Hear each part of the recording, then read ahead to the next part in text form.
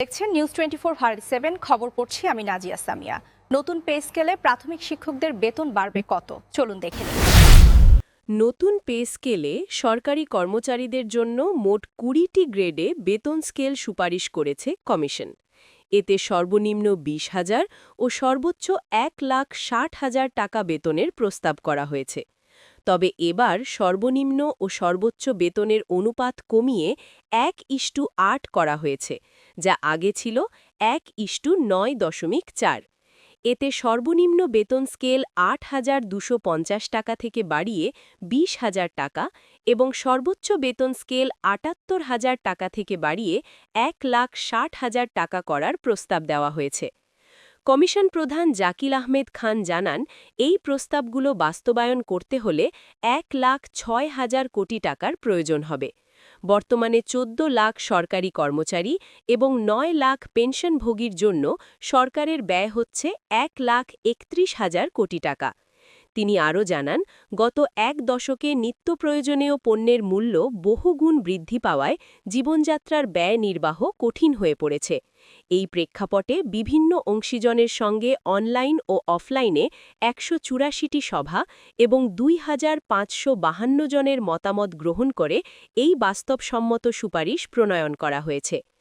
প্রাথমিক শিক্ষকদের বেতন কত বাড়বে? প্রাথমিক শিক্ষকরা তাদের বর্তমান গ্রেড অনুযায়ী ১৩তম বা অন্যান্য নতুন স্কেলে বড় অঙ্কের বেতন বৃদ্ধির সুবিধা পাবেন। যেমন ১৩তম গ্রেডে মূল বেতন ১১,০০০ থেকে ২৪,০০০ টাকা হতে পারে। ১১তম থেকে ২০তম গ্রেডের কর্মচারীদের বিশেষ কি সুবিধা আছে? এই গ্রেডগুলোতে বেতনের বৃদ্ধির হার তুলনামূলক বেশি এবং টিফিন ভাতাসহ অন্যান্য আনুষাঙ্গিক সুযোগ সুবিধা বাড়ানোর ওপর জোর দেওয়া হয়েছে। সশস্ত্র বাহিনী ও বিচার বিভাগের জন্য কি আলাদা কমিশন হবে? হ্যাঁ, বেসামরিক সরকারি কর্মচারীদের প্রতিবেদন জমার পর এখন সশস্ত্র বাহিনী ও বিচার বিভাগের জন্য আলাদা বেতন কমিশন চূড়ান্ত করার প্রক্রিয়া শুরু হবে। সচিবের বেতন কি ২০তম গ্রেডের বাইরে হবে? প্রতিবেদনে মন্ত্রিপরিষদ সচিব ও জ্যেষ্ঠ সচিবদের জন্য ২০টি ধাপের বাইরে একটি বিশেষ ধাপ তৈরির প্রস্তাব করা হয়েছে।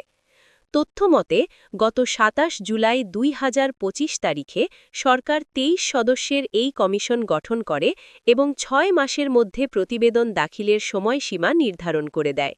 ২০১৩ সালে অষ্টম বেতন কমিশন গঠনের দীর্ঘ ১২ বছর পর এই কমিশন গঠিত হল।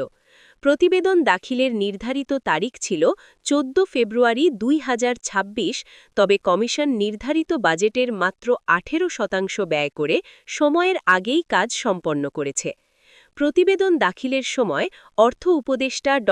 সালেহুদ্দিন আহমেদ জানান, এখন পরবর্তী কাজ হল এই প্রস্তাব বাস্তবায়ন করা।